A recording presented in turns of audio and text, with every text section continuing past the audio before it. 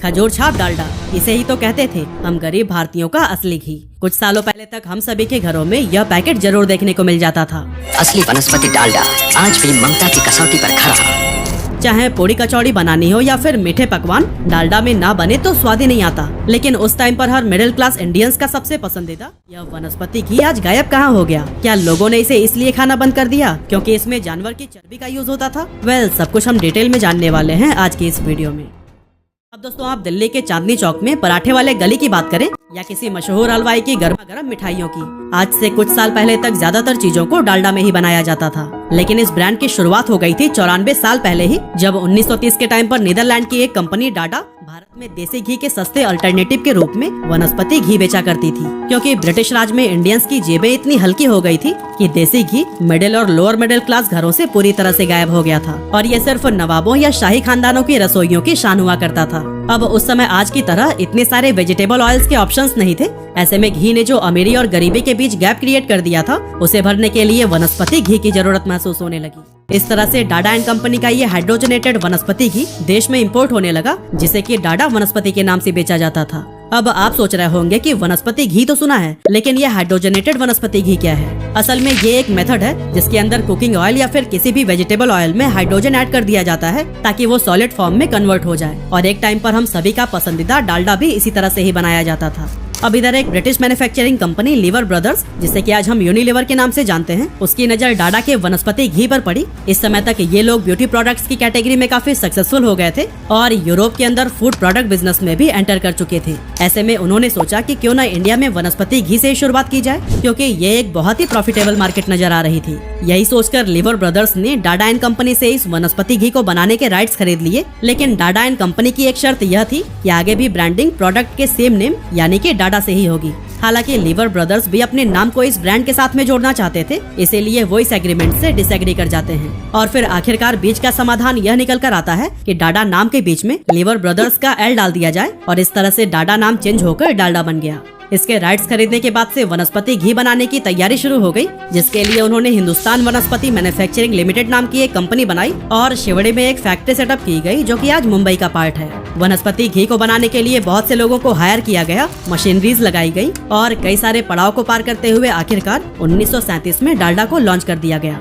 अब ये देसी घी का एक अच्छा अल्टरनेटिव तो था ही, साथ ही इसकी मार्केट डिमांड भी काफी ज्यादा थी। ऐसे में डालडा को पहचान बनाने में ज्यादा समय तो नहीं लगना चाहिए था ना। लेकिन इसमें एक बहुत बड़ी प्रॉब्लम थी कि इस घी से एक अजीब सी स्मेल आती थी, जिसे कि इंडियंस बिल्कुल भी पसंद नहीं करते थे। इसीलिए स्वाद और सुगंध के मामले में देसी घी के सामने डालडा को खड़ा करना कंपनी के लिए एक बहुत बड़ी चुनौती बन गया। डालडा को मार्केट में लॉन्च हुए 2 साल हो गए थे, लेकिन अभी भी वो अपनी पहचान बनाने के लिए स्ट्रगल कर रहा था। कंपनी भी परेशान थी कि आखिर वो ऐसा क्या करें कि लोग इनके प्रोडक्ट को खरीदने लगे।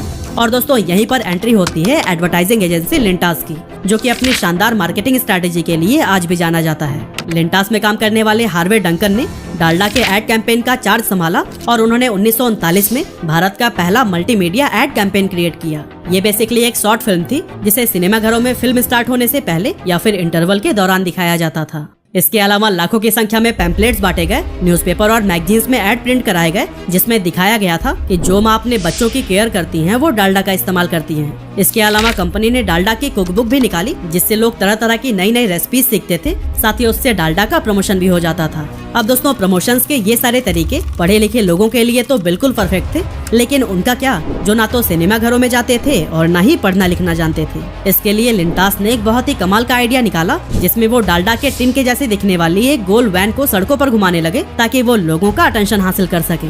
और हाँ, डालडा की मार्केटिंग टीम ने जगह जगह पर स्टॉल्स लगवाने शुरू कर दिए, जहाँ खड़े होकर लोग डालडा को छूकर उसके टेक्सचर को देसी घी से मैच करवा पाते थे और इससे बने हुए फूड्स को भी टेस्ट कर पाते थे। और दोस्तों, इतना करीब से जानने के बाद से लोगों के मन में डालडा को लेकर विश्वास बनने लगा। ऊपर से 100% शुद्ध वनस्पति घी से बना जैसी टैगलाइन ने लोगों का भरोसा जीतने का काम किया। साथ ही पीले रंग के डिब्बे पर बने पाम ट्री के फोटो ने लोगों के बचे कुचे डाउट्स भी क्लियर कर दिए। इस तरह से धीरे धीरे लोग देसी घी के इस सस्ते अल्टरनेटिव का इस्तेमाल करने लगे और डालडा की मार्केट एक्सपेंड होती चली गई। कंपनी ने हर तरह के कस्टमर्स की नीड को फुलफिल करने के लिए एक नई स्ट्रेटेजी बनाई, जिसके तहत उन्होंने अलग अलग साइज में डालडा के पैकेट मार्केट में उतारने शुरू कर दिए। जैसे कि कम खपत वाले घरों के लिए 1 किलो वाला छोटा प्लास्टिक या फिर टिन का पैकेट निकाला, बड़ी फैमिलीज के लिए बड़े प्लास्टिक के कंटेनर्स निकाले और रेस्टोरेंट या फिर ढाबों के लिए चौकोर और बड़ा टिन का कंटेनर। अब दोस्तों, लीवर ब्रदर्स के पास पहले से ही स्ट्रॉन्ग डिस्ट्रीब्यूशन नेटवर्क तो था ही, इसी का ही यूज करके उन्होंने डालडा को देश के हर कोने में पहुंचा दिया। और कुछ इस तरह से डालडा वनस्पति घी ने मार्केट में जोर पकड़ लिया और ये भारतीय घरों में शुद्ध देसी घी का भरोसेमंद अल्टरनेटिव बन गया था। डालडा की कीमत देसी घी के मुकाबले बहुत कम थी, इसीलिए गरीब और मिडिल क्लास वाले लोगों के लिए डालडा खरीदना कम खर्चीला साबित होता था। इसके अलावा इसे कुछ इस तरह से एडवर्टाइज किया गया था जिससे लोगों को लगने लगा कि ये स्वाद के साथ साथ सेहत के लिए भी बहुत फायदेमंद है। 1940s और 1950s के दौरान दूध और घी की कमी की वजह से सरकार ने भी वनस्पति घी को काफी प्रमोट किया, जिससे डालडा की राह और भी आसान हो गई। शुरुआती 40 सालों तक डालडा के सामने मार्केट में कोई भी ब्रांड नहीं था और 1980 तक तो यह कंपनी बाजार में अकेले ही कब्जा करके रही। और हाँ, कमाल की बात तो यह है कि डालडा सिर्फ भारत में ही फेमस नहीं हुआ, बल्कि इसकी पॉपुलैरिटी एशिया के और भी कई सारे देशों में देखने को मिली। अब दोस्तों, पिछले कुछ सालों में हम सभी को पता है कि इंडियन मार्केट के अंदर डालडा की डिमांड में काफी कमी आई है, लेकिन पाकिस्तान, अफगानिस्तान और म्यांमार जैसे देशों में आज भी डालडा का खूब इस्तेमाल किया जाता है। पर दोस्तों, सवाल यह है कि आखिर ऐसा क्या हुआ कि भारत में इसकी पॉपुलैरिटी कम होती चली गई।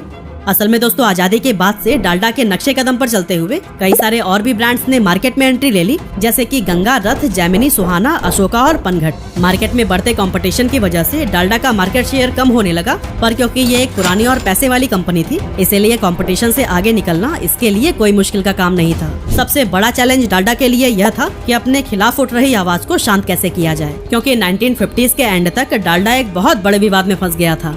असल में इस दौरान डालडा को बैन करने की मांग उठने लगी थी। बात इतनी बढ़ गई कि ये मुद्दा संसद तक पहुंच गया, क्योंकि उस समय एक बहुत बड़ा तबका डालडा के खिलाफ था और इसे वो विलायती घी और असली घी का नकली रूप कहा करते थे। विरोध इतना बढ़ गया कि लोग शादी ब्याह में खाना खाने से कतराने लगे कि कहीं ऐसा तो नहीं कि खाना विलायती घी से बना हो। डालडा को लेकर एक अजीब तरह की हेट फैलनी शुरू हो गई। लोग इसे मिलावटी और सेहत के लिए हानिकारक मानने लगे थे। वनस्पति घी को लेकर लोगों के मन में बढ़ते हुए कॉन्सर्न को देखकर उस समय के लोकसभा मेंबर ठाकुरदास भार्गवा ने एक बिल पेश किया था कि सरकार को वनस्पति घी का उत्पादन और बिक्री देश में बंद कर देना चाहिए। कई सारे लोग इस बिल के समर्थन में थे, लेकिन फिर भी इसे पास नहीं किया गया। अब इसका पहला रीजन था कि उस टाइम पर देश में दूध की भारी कमी थी, और दूसरा ये कि हर आदमी देसी घी का इस्तेमाल नहीं कर सकता था। ऐसे में डालडा को बैन करना बिल्कुल भी सही नहीं होता। इसके अलावा बैन न करने का एक मेन रीजन था एम्प्लॉयमेंट। भारत अभी अभी आजाद हुआ था और खड़ा होने की कोशिश कर रहा था। बेरोजगारी अपने चरम पर थी और सरकार के ऊपर नौकरी देने का प्रेशर भी बढ़ता ही जा रहा था। ऐसे में अगर वो वनस्पति घी के उत्पादन और बिक्री को बैन कर देते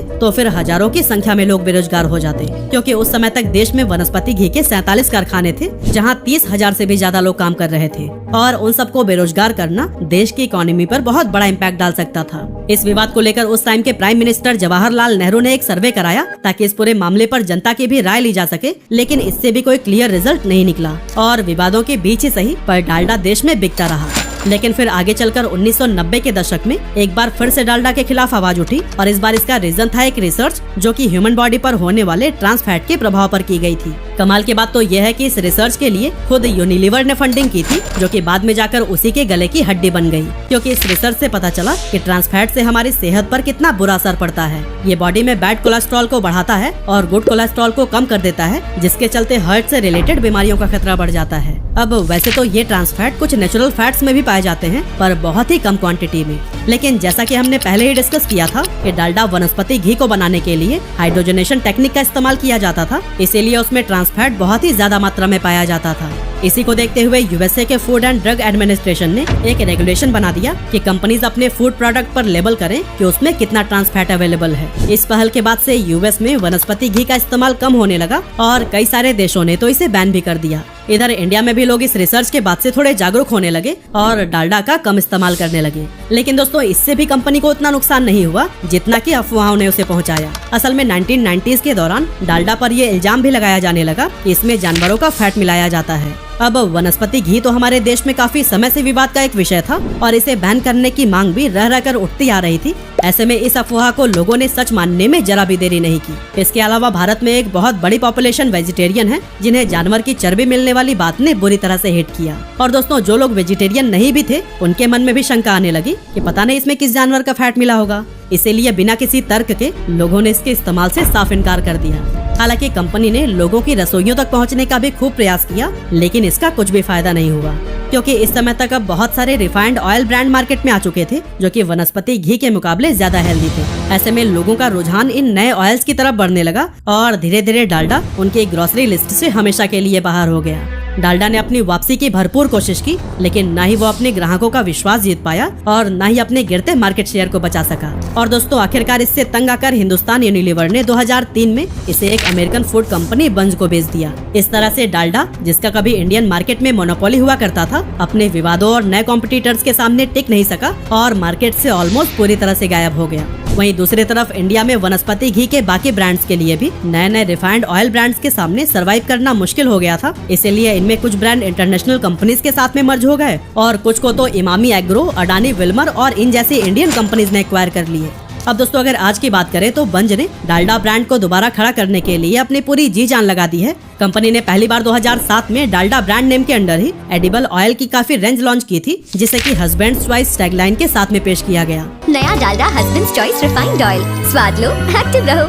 लेकिन कंपनी को जल्द ही एहसास हो गया कि उनकी ये टैगलाइन काम नहीं कर रही है और न ही वो मार्केट तक अपनी पहुंच बनाने में कामयाब हो पा रहे हैं। इसीलिए 2013 में बंज ने डब्बा खाली पेट फुल इस टैगलाइन के साथ में अपने प्रोडक्ट लाइनअप को फिर से लॉन्च किया। क्योंकि माँ हमेशा जानती है कि जब डालडा रिफाइंड ऑयल के साथ खाना बने, इतना स्वादिष्ट बने कि हर रोज डब्बा खाली पेट फुल। डब्बा खाली पेट फुल, डब्बा खाली पेट फुल। Dalda refined oil. साथ ही ब्रांड को नई पोजीशन देने के लिए कंपनी ने कई तरह के कैंपेन्स रन किए, जिसका असर ये हुआ कि आज बहुत से घरों में डालडा के एडिबल ऑयल ने अपनी जगह बना ली है। लेकिन दोस्तों, डालडा वनस्पति घी का क्या हुआ? कमाल की बात यह है कि डालडा का वनस्पति घी भी अब समय की मांग को देखते हुए काफी बदल चुका है, क्योंकि अब आप उसके पैकेट के ऊपर साफ साफ लिखा हुआ देख सकते हैं, ट्रांस फैट फ्री। जब खाना बने नए ट्रांस फैट फ्री डालडा वनस्पति के साथ। नया डालडा वनस्पति है ट्रांस फैट फ्री, यानी खाना बने स्वाद में बेहतर और सेहत में रिफाइंड ऑयल के बराबर। तो हुआ ना, सेहत में वाह, स्वाद में मुआ। पर सवाल यह है कि ट्रांस फैट फ्री हुआ कैसे? असल में इसे बनाने के लिए अब हाइड्रोजनेशन नहीं, बल्कि एक अलग तकनीक का इस्तेमाल किया जा रहा है, जिसे इंटरस्टेरिफिकेशन कहा जाता है। इस प्रोसेस में वनस्पति घी को बनाने के लिए एंजाइम्स का इस्तेमाल किया जाता है, यानी कि शुद्ध देसी घी का अल्टरनेटिव डालडा, जिस पर अनहेल्दी का टैग लगा हुआ था, वो अब पहले जैसा हानिकारक नहीं रहा। हालांकि ज्यादातर लोग अभी भी इससे अनजान हैं और डालडा को पहले की तरह अनहेल्दी मानते हैं। यही वजह है कि इंडियन मार्केट अब वनस्पति घी को दोबारा अपनाएगी या नहीं, ये अभी भी बड़ा सवाल बना हुआ है। वैसे डालडा का यूज आपके घरों में होता था या फिर नहीं, हमें कमेंट करके जरूर बताइएगा।